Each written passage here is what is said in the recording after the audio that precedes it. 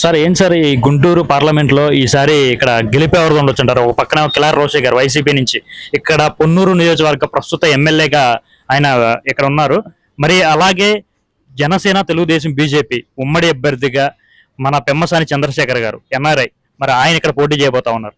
మరి ఇక్కడ వీరిద్దరిలో ఈసారి ఇక్కడ గెలిపేవారు ఉండొచ్చు అంటారు గుంటూరు పార్లమెంట్ లో? డెఫినెట్ గా చంద్రశేఖర్ గారు గెలవబోతున్నారు గుంటూరు. ఎందుకంటే గతంలో ఈ మధ్య తెలుసుకుంది ఏంటంటే పెమ్మసాని చంద్రశేఖర్ గారు గత ఎన్నికల టైంలో కూడా నస్రాపేట్ పార్లమెంట్లో నిలబడాలనే ఉద్దేశంతో ఆయన ఆయన బురిపాలెం ఉన్నా కూడా వారి ఫ్యామిలీ మొత్తం నస్రాపేట్లో స్థిరమయ్యి ఆ ఏరియాలో మంచినీళ్ళు కానివ్వండి, అక్కడ ప్రజలకు అవసరమైన సదుపాయాలు కల్పించి అక్కడ ప్రజలకు కూడా సేవా పదంతో ఆయన ఒక సొంత నిధులతో ఆ ఏరియాలో అనేక మందికి ఉపాధి కల్పించిన మహా వ్యక్తి చంద్రసాని గారు. ఈ రోషయ్య గారు అంటారా, పొన్నూరు ఒక ఊపుతో ఏదో గత ఎన్నికల టైంలో వచ్చారు కానీ ఈ రోజు కూడా ఎవరికి తెలియని వ్యక్తి ఎవరంటే రోజు వచ్చిన తర్వాత పొన్నూరు పట్టణానికి ఎటువంటి హామీ కానీ ఎటువంటి నిధులు కానీ తీసుకురావాల. రోడ్లు ఉన్నాయి, గోతులు. బహుశా మా 53 సంవత్సరాల చరిత్రలో రోడ్ల మీద ఎక్కడో ఇళ్ల దగ్గర పడిపోయిన చెత్త మట్టి తీసుకొచ్చి రోడ్ల మీద వేసిన చరిత్ర ఈ వైసీపీ ప్రభుత్వం ఉంది. ఇక్కడ ముస్లిం కమ్యూనిటీ ఉంది ఎక్కువ మంది. గత టైంలో ఈ జగన్ మాయా మాటలు నమ్మి జగన్కి ఓట్లు వేశారు ముస్లిం మైనార్టీలు.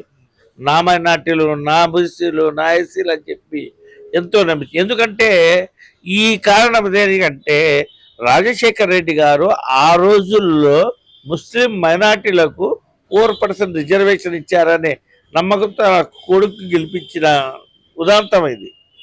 కానీ వైసీపీ ప్రభుత్వం ముస్లింలకు జరిగిన ఉపాధి ఒక్కటి కూడా లేదు, ఒక్క రూపాయి కూడా ఈ 5 ఏళ్లలో చేసిన పాపాన పోలేదు ఈ జగన్మోహన్ రెడ్డి. అలాగే ఇక్కడ రోషయ్య గారు ఎట్లాంటి ఉపాధి ఏమీ చేయలేదు. గత ప్రభుత్వంలో జుడ్లపాల నరేంద్ర కుమార్ గారు గత 10 ఏళ్ల క్రితం ఒక షాదీఖానా తీసుకొచ్చి దాదాపు రెవెన్యూ భూమి తీసుకొచ్చి దాంట్లో ఒక 40 లక్షలతో ఒక షాదీఖానా కట్టించారు. ఆ షాదీఖానా ఇప్పుడు రన్నింగ్ లో నడుస్తుంది. ఎక్కువ మంది ముస్లింలు పేదలు ఉంటారు. వాళ్ళు పెళ్లి చేసుకోవాలంటే ఆర్థిక భారంతో ఎక్కడ చేసుకోలేని పరిస్థితులు.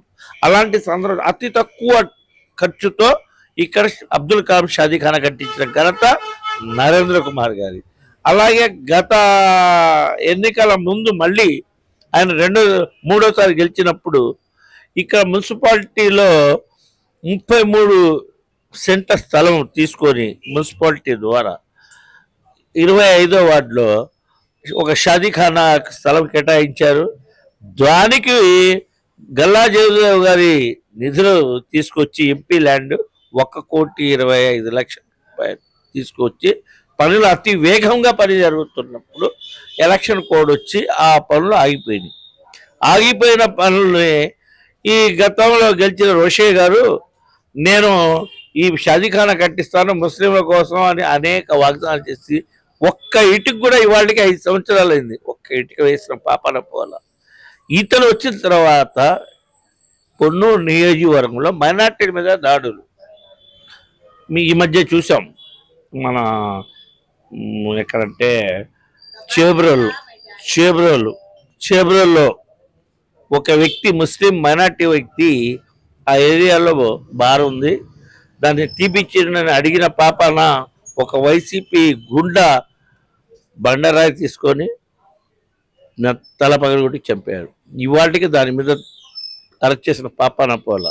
అలాగే యార్డ్ ఉద్యోగి తన ముస్లిం బాషా గారు నిధులు నిర్వహిస్తుండగా నాలాకోటలో ఒక వైసీపీ నాయకుడు అక్రమంగా ధాన్యం తరలిస్తుంటే దానికి కిస్తీ కట్టాలయ్యా అని ఆపకుండా పోతున్న వ్యక్తిని అతను బండి వెహికల్ వేసుకుని ఆపాడు. ఆపితే అతన్ని ఆ బండి ఎక్కించి చంపిన ఘనత వైసీపీకి ఉండాలి. ఇవాళ కూడా దాని మీద ఎటువంటి చర్యలు, ఈ విధంగా ముస్లిం మైనార్టీల మీద దాడి ఎప్పుడు లేదు, మేము చరిత్రలో లేదు అలాంటి దాడులు జరిగాయి. ఇవాళ ముస్లింలకు ఏ చిన్న పని జరగాలన్నా ఏమీ లేవు. గతంలో కీర్తి చేసిన వీరయ్య చౌదరి గారు ముస్లింలకు అండదండలుగా ఉండేవాళ్ళు. ఆయన గతంలో 1992లో బాబరీ మసీదు ఇష్యూ వచ్చినప్పుడు పొన్నూరులో ఆ రోజు కొంతమంది ఆవేశంగా ధర్నాలు కానీ అవి చేయడం జరిగింది. ఆ రోజు మరి కొంతమంది ఆనాడు కాంగ్రెస్ వాళ్ళు తెలుగుదేశం నాయకులు చెప్పి అరెస్ట్ చేయించారు. మరి ఆనాడు అనేక మంది యువకుల్ని తీసుకెళ్లి పోలీస్ స్టేషన్లో పెడితే వీరయ్య చౌదరి గారు స్వామి దీక్ష మాలలో ఉండి కూడా పోలీస్ స్టేషన్కి వచ్చి ఎస్పీ మీనాని ఫైట్ చేసి నిలబడిన వ్యక్తి వీరయ్య చౌదరి. ఆనాడు నుంచి మరి నరేంద్ర కుమార్ గారు కూడా ముస్లింల పట్ల, ముస్లిం కమ్యూనిటీ పట్ల అండదండలు. ఎప్పుడు ఏ అవసరం వచ్చినా నేను ఉన్నానని ఒక ఫోన్ కాల్ చేస్తే సంధించే వ్యక్తి నరేంద్ర కుమార్ గారు. అలాంటి వ్యక్తుల్ని పెట్టుకొని మాకు అందుబాటులో ఉండే వ్యక్తులు కావాలి, కానీ ఎక్కడి నుంచో ఇవాళ కూడా తెలవని వ్యక్తి ఎవరంటే రోషయ్య.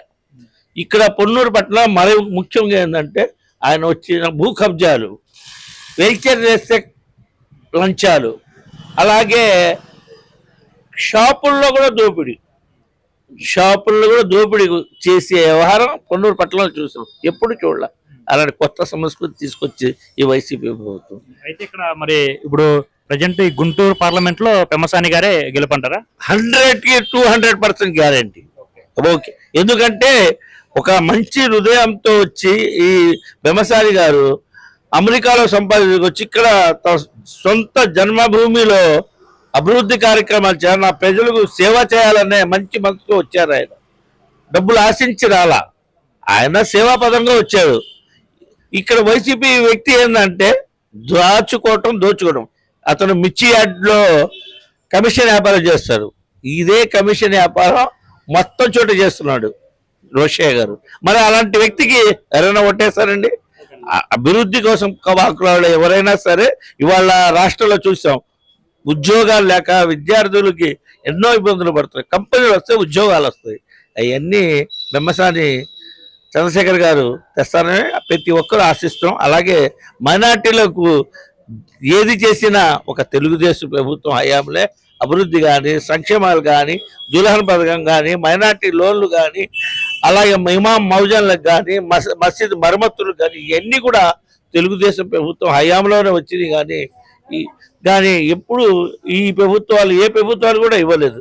మరి వాళ్ళ రంజాన్ వస్తే పేద ముస్లింలకు గతంలో చంద్రబాబు గారు రంజాన్ తోఫా ఇచ్చారు, పేద ముస్లింలు పండుగ చేసుకున్నారు. అలాంటి పథకాలన్నీ కూడా ఈ వైసీపీ తీసేసి ముస్లింలకు చాలా అన్యాయం చేసింది.